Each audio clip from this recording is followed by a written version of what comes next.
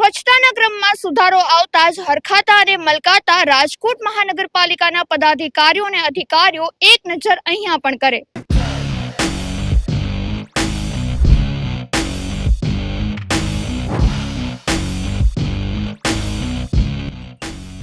દેશભરમાંથી રાજકોટ સ્વચ્છતામાં 19મા ક્રમે આવ્યું, પરંતુ આ સ્થિતિમાં ક્યારે સુધારો આવશે?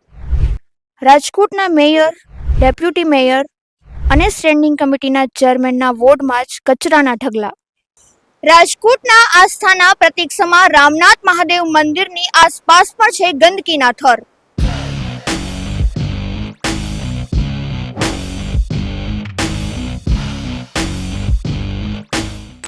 રહેણાંક વિસ્તારમાં સફાઈમાં 100% માર્ક શા આધારે મળ્યા તે ખરેખર વિચારવા જેવું છે. સ્વચ્છતાનો રેન્ક તો સુધર્યો, પરંતુ માથું ફાડી નાખે તેવી આ ગંદકીની સમસ્યામાંથી રાજકોટ વાસીઓને ક્યારે છુટકારો મળશે તે પ્રશ્ન રાજકોટ મહાનગરપાલિકાને રાજકોટ વાસીઓ કરી રહ્યા છે. કેમેરામેન હર્ષ પટેલ સાથે રાજકોટ.